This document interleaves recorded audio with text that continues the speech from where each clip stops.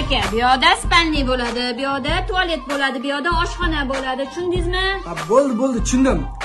Oila boshi gapirmaydimi bu oila boshi? Ha. Oshxona bo'ladi. Mana bundan 2 kilo ukam, chirmaganmi bodring, pomidorlaringizdan Ol, shular.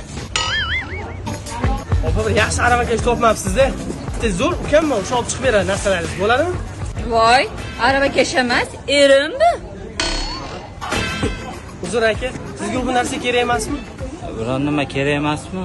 Assalomu alaykum. Oila boshi bo'lish qiyinmi, osonmi ko'rsatuvini davom ettiramiz. Bugungi mehmonlarimiz assalomu alaykum. Oila boshi bo'lish sizningcha osonmi, qiyinmi? Albatta qiyin, mas'uliyati juda og'ir uni. Rahmat kattakon. Sizga savolimiz, oila boshining mas'uliyatlari qanaqa? Garang hozir aytdim sizga, oila mas'uliyati, bola chaqa, ro'zg'or, boshqasi hamma narsa. Rahmat sizlarga, rahmat azizlar. Oila boshi sizning uyingizda kim? Shuni aniqlashtirib oling. Yo. Hay 20 Yo, to'g'ri kelmaydi.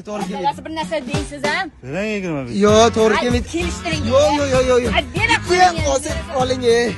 Qo'lingiz ham qattiq ekan o'zi. Nima oldik o'zi? Xo'p aka, devoringizni qanaqa rang qilamiz? Qizil qilamiz. Qizil zo'r rang. Yashil qilamiz. Yashil ochadi dadasi. Stop. Shuncha payt indamay keldim. O'zimda ham fikrim bor. Qizil qilam. Bor uyga kir. Malades aka, zo'r gapirdingiz. O'zingizni fikringizga erishdingiz aka. Ayting, o'zingizni fikringiz. Qanaqa rang qilamiz? Yashil qilamiz.